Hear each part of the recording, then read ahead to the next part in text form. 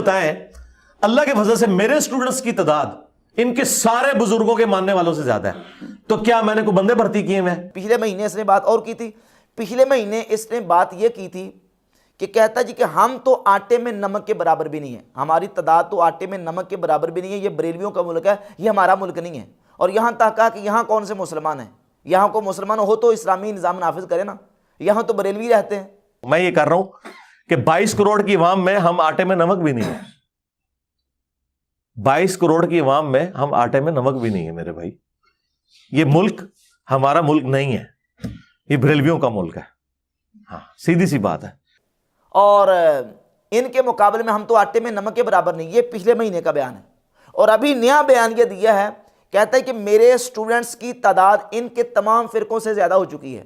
بات یہ کہ یہ جو ایکٹیویٹی پرفارم ہوئی ہے نا، اس کو اگر میں خود قانون ہاتھ میں لیتا خدا نہ خواستہ تو میرے لیے کوئی مسئلہ نہیں تھا۔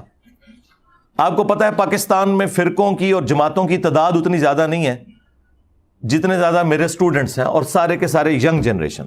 بتائیں اللہ کے فضل سے میرے اسٹوڈنٹس کی تعداد ان کے سارے بزرگوں کے ماننے والوں سے زیادہ ہے، تو کیا میں نے کوئی بندے بھرتی کیے ہیں؟ اب یہ دیکھیں نا، ایک مہینے کے اندر اس کے بیان دیکھیں، یو ٹرن کا ماسٹر ہے میرے جیل میں۔ پچھلے مہینے یہ کہہ رہا تھا کہ ہم آٹے میں نمک کے برابر بھی نہیں ہیں، اور اس مہینے آ کے ایک مہینے کے اندر تعداد اتنی زیادہ ہو گئی ہے، کہتا ہے کہ جناب میرے اسٹوڈنٹس کی تعداد ان کے تمام فرقوں سے زیادہ ہو چکی ہے۔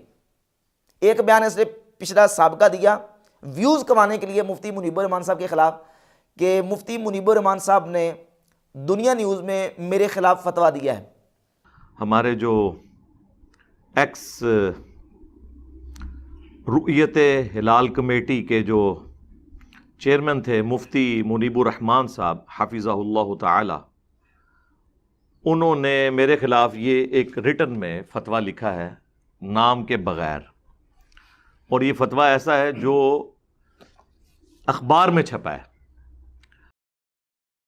یہ جو دنیا اخبار ہے نا، جن کا یہ دنیا ٹی وی بھی ہے، اور ان کا ایک فتویٰ معجزات اور کرامات کے انکار کے رد پر چھپا تھا۔